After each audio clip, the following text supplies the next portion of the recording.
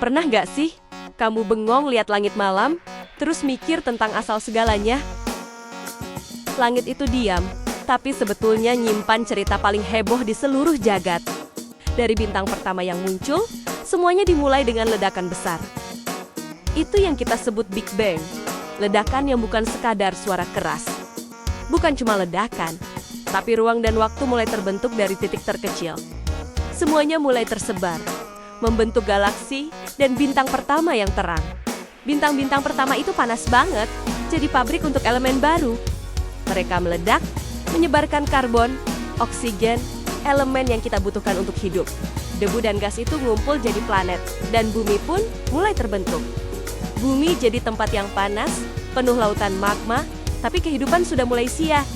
Pelan-pelan, bumi mendingin, uap air jadi hujan, laut pertama pun terbentuk. Di dalam laut itu muncul gelembung kecil. Disitulah kehidupan mulai muncul. Makhluk pertama bukan dinosaurus, tapi bakteri kecil yang hidup diam-diam selama miliaran tahun. Sel-sel ini pintar. Mereka kerjasama, gabung, dan jadi makhluk lebih kompleks seiring waktu. Setelah jutaan tahun, muncullah makhluk laut aneh. Bentuknya unik, warnanya cerah. Beberapa mulai berevolusi.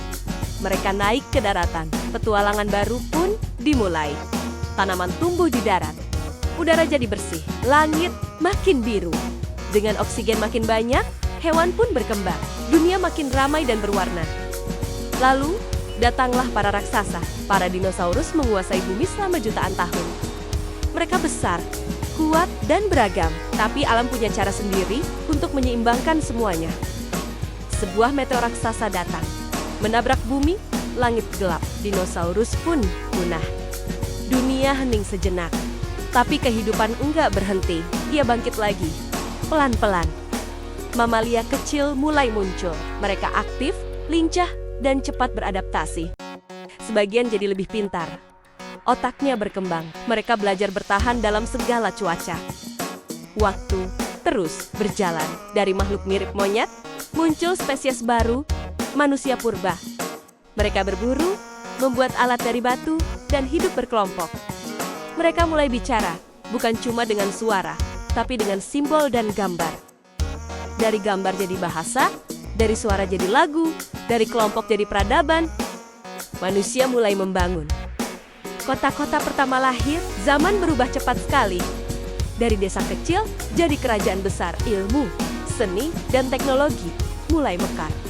Pengetahuan berkembang. Manusia mulai menatap langit dan bertanya, kita ini dari mana? Dari Mesopotamia sampai Maya, semua menulis bintang, menghitung gerhana, mencari makna. Ribuan tahun berlalu, teleskop ditemukan, langit tak lagi misterius. Ilmuwan mulai sadar, bumi bukan pusat segalanya, kita hanyalah bagian kecil alam. Dari sinilah rasa kagum tumbuh, kesadaran bahwa alam semesta begitu luas. Teknologi makin canggih, roket dibuat, manusia menginjakkan kaki di bulan. Dari langkah kecil itu, kita mulai kirim satelit, roket, bahkan teleskop luar angkasa. Teleskop Hubble melihat jauh ke masa lalu, menangkap cahaya bintang pertama. Foto-foto itu indah, tapi juga mengingatkan, kita kecil di tengah galaksi luas. Tapi justru karena kecil, kita jadi ingin tahu lebih banyak, lebih jauh. Kita temukan bahwa segala yang ada berasal dari satu titik alam semesta punya awal. Bukti-bukti terpampang di langit, radiasi purba, galaksi menjauh, waktu yang membentang. Manusia memecah partikel, mencari hukum-hukum dasar di balik segalanya.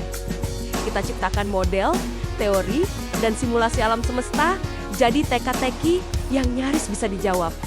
Tapi, semakin kita tahu, semakin besar rasa takjub dan ketidaktahuan kita.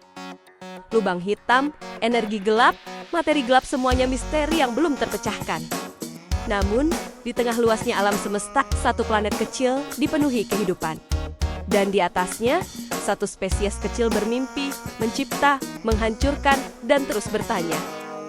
Mereka menulis, merekam, membuat cerita seperti ini tentang asal-usul dan kemungkinan. Karena mungkin, bertanya adalah kodrat kita, mencari makna di tengah kekacauan kosmos.